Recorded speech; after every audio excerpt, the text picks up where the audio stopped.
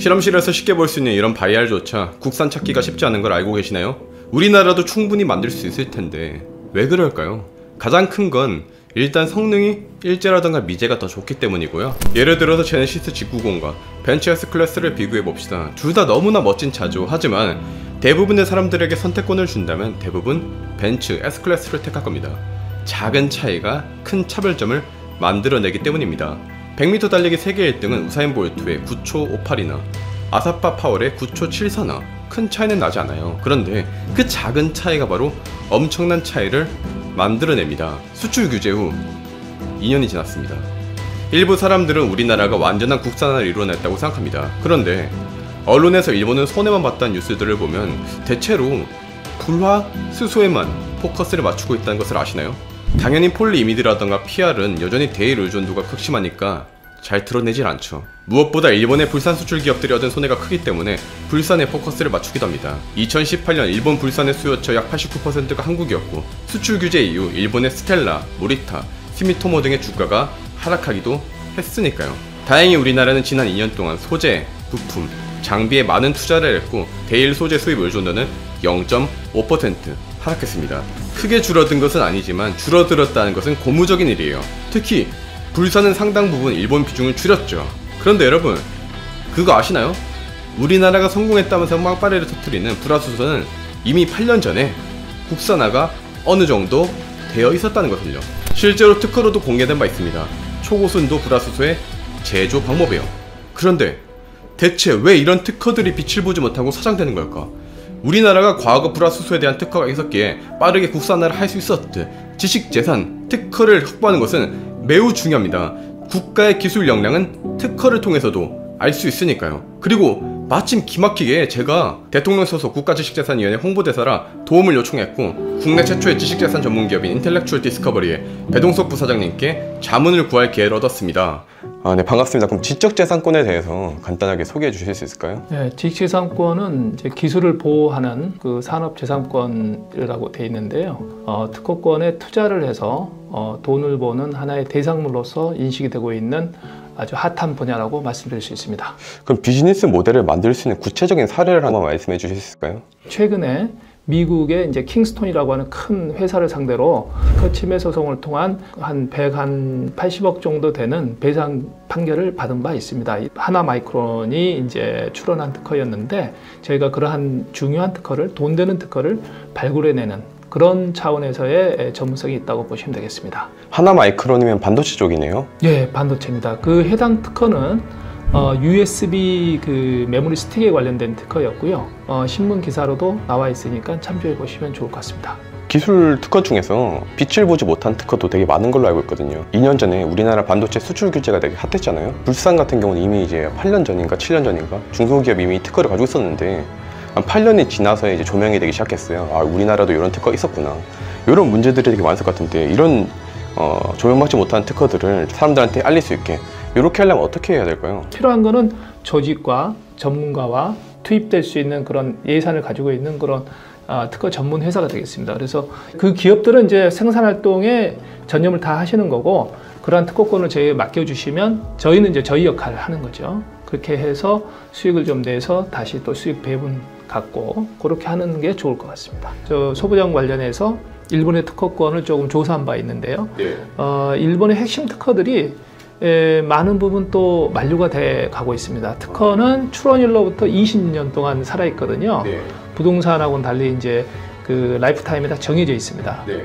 그런데 보통 이제 70년대, 80년대, 90년대 원천 기술을 일본이 보유하다 보니까 지금 2021년도잖아요. 네. 그래서 많이 이제 만료가 됐기 때문에 네. 조금만 시간이 지나고 저희가 버텨준다고 하면 국산에 신경 써준다고 하면 좀 더 미래에는 특허 문제에 있어서는 저희가 큰 지장 없이 사업을 해나갈 수 있지 않을까 그렇게 예상을 하고 있습니다. 그러면 한 2030년, 2040년쯤 되면 일본에서도 특허가 많이 만료가 될 거기 때문에 우리나라가 부족한 소부장 쪽에서도 따라잡을 가능성이 충분히 있다. 저는 그렇게 보고 있습니다. 그러면 우리나라 이런 기술 특허들 또 기술에 대한 문제점들도 분명히 있습니다. 일본에 비해 부족한 점들이.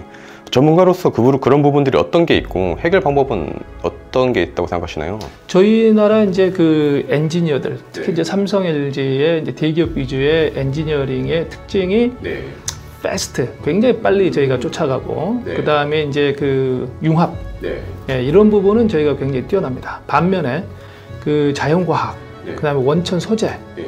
이거에 대해서 시간을 가지고서 R&D 결과물을 만들어내는 부분은 굉장히 이제 저희가 조금 그간에 뭐 모든 걸 다 갖출 수 있는 그런 환경이 아니었기 때문에 그런 부분은 이제 일본이나 독일이다, 이 미국 기업이 앞서 있죠. 그래서 모든 거를 뭐 우리가 한순간에 캐치업할 수는 없겠으나 그러한 소재나 원천 기술 쪽은 저희가 이제 매입해 오거나 기술 이전을 적극적으로 검토하면 좋을 것 같고요. 국가 R&D가 저희가 이제 30조가 들어가거든요, 우리나라가. 그러한 부분을 좀 더 스마트하게 필요한 부분에다가 집중력을 좀 발휘해서 할 수 있다 그러면 많이 포함될 것이라고 그렇게 생각됩니다. 결국에는 돈을 이제 스마트하게 쓰는 게 정말로 중요하다 말씀이시네요. 네, 그렇죠. 저희가 이제 양적으로는 많이 성장했죠. 저희 나라가 IP4 국가입니다. 그래서 미국, 중국, 일본 다음으로 특허권을 많이 이제 배출해내고 있는 그런 국가인데요. 반면에 저희가 국가 로열티 수지는 적자입니다. 그러니까 특허를 많이 갖고 있는 반면에 특허료를 벌어들이는 쪽은 굉장히 약합니다. 그래서 이런 부분을 좀 더 많이 보강해 나가야 된다라는 당면 과제에 놓여 있는 거죠. 그러나 이번에 이제 그 소부장 관련해서 일본의 어떤 그 조치로 인해서 어떻게 보면 저희가 이제 백신을 맞은 거잖아요. 기술 백신을 맞고 저희가 자가 면역력이 이제 커졌는데 이 계기로 일본에 이제 또 다른 어떤 조치가 와도 그때는 뭐 지금처럼 이렇게 뭐 우왕좌왕 한다거나 좀 놀란다거나 이럴 필요 없고요. 오히려 이번 저는 이제 이게 일본 소부장 사태가 하나의 저희 나라 경쟁력 끌어올리는 좋은 그 계기가 되었다. 그렇게 저는 보여주고요. 이런 교훈을 좀 얻었던 좋은 기회였던 것 같습니다.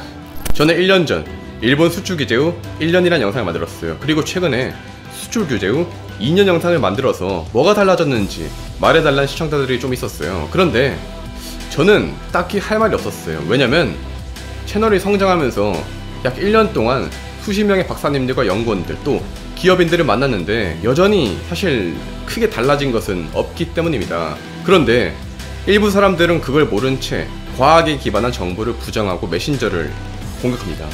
하지만 저는 계속 말할 겁니다. 과학 저널리스트 크리스 무니는 말합니다. 과학 정보에 흠집을 내려는 동기는 매우 많다. 그리고 흠집을 내려는 사람들은 과학을 지키는 사람보다 유리한 위치에 있기 마련이다. 따라서 과학자들은 옆으로 피해가서는 안 된다. 과학은 현실의 모습을 담는 최적의 그릇이긴 하지만 과학 역시 사람이 하는 일이기 때문이다. 국내에 좋은 기술 특허권을 이제 해외 기업들로부터 이제 무단 침해하는 그 기업들로부터 이렇게 받아내는 라이센싱 소송 활동을 해왔는데 정당한 어떤 특허를 받아내는 데 있어서 저희가 한몫을 했고 그러한 그 이제 수익금이 들어오면 굉장히 뿌듯하죠. 외화 획득이죠. 그래서 우리 후배들이나 동료들이 좀 더 이런 IP 비즈니스에 관심 갖고 입문해 들어오고 좀 더 좋은 특허를 발굴해서 해외에서 특허를 많이 벌어들인다고 하면 이게 하나의 우리나라 혁신 금융의 굉장히 핵심 분야로서 자리매김이 될 수 있을 것 같습니다.